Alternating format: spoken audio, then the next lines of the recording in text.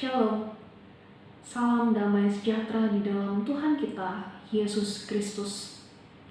Pada hari ini kita akan belajar satu bagian firman Tuhan yang terambil dari Daniel pasal yang ke-6 ayat yang ke-11. Demikian bunyi firman Tuhan. Demi didengar Daniel bahwa surat perintah itu telah dibuat, pergilah ia ke rumahnya. Dalam kamar atasnya ada tingkap-tingkap yang terbuka ke arah Yerusalem. 3 kali sehari ia berlutut, berdoa, serta memuji Allahnya seperti yang biasa dilakukannya. Bapak Ibu Saudara, kita tahu bahwa Daniel adalah seorang tokoh Alkitab yang terkenal.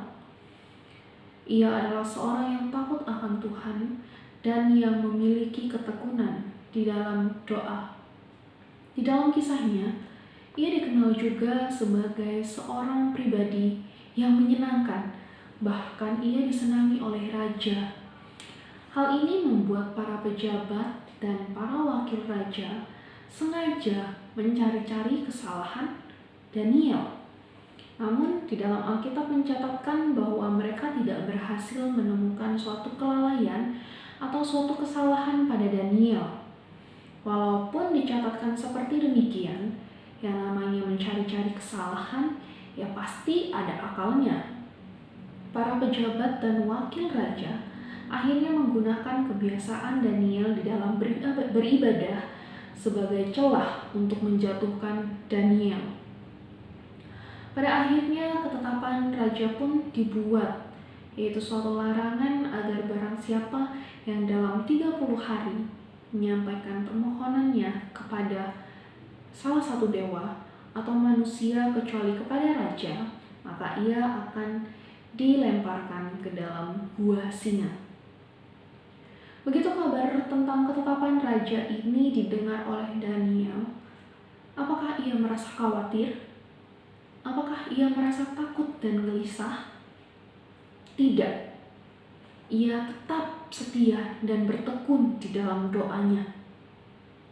3 kali sehari ia berlutut, ia berdoa, serta memuji Allah. Bapak Ibu Saudara yang terkasih, di sini kita bisa melihat begitu luar biasa teladan Daniel bagi setiap kita. Baik dalam keadaan apapun, keadaan sulit dan mendesak, ia tetap tidak melupakan apa yang harus ia lakukan. Ia tetap memprioritaskan relasinya dengan Allah, menyadari keterbatasan manusia dengan datang kepada kuasa yang tidak terbatas. Dan dia bukan menyisakan waktu, namun menyediakan waktu untuk berdoa. Dan yang terpenting adalah Daniel ini tekun di dalam melakukannya.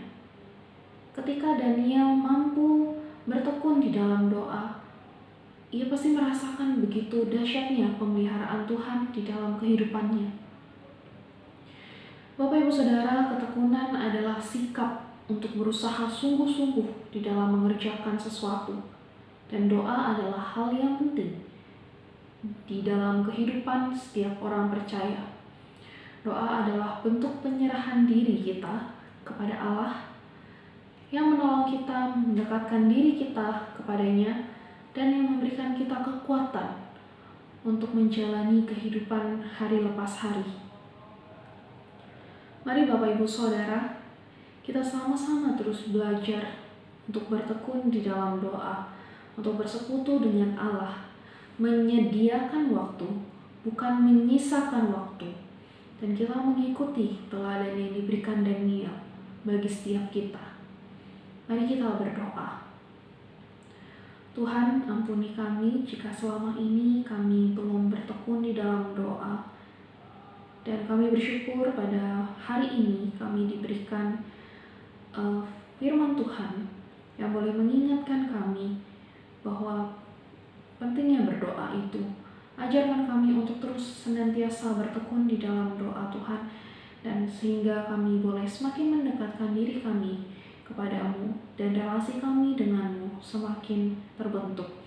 Terima kasih Tuhan, inilah doa dan permohonan kami. Demi Yesus kami berdoa dan bersyukur. Amin.